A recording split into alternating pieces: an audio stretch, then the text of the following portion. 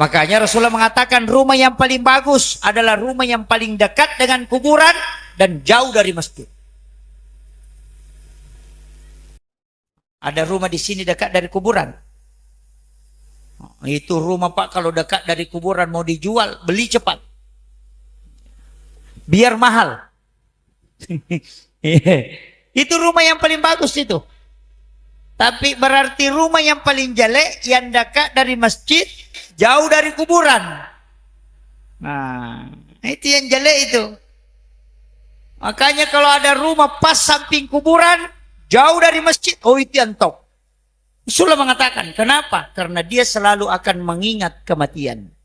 Yang kedua, maka berjalan menuju ke masjid itu banyak pahala yang dia dapatkan karena hitungan langkah kakinya dan derajatnya diangkat oleh Allah. Kalau dekat dari masjid 3 langkah sedikit sekali dosanya terhapus. Ini makanya hakikatnya ke situ.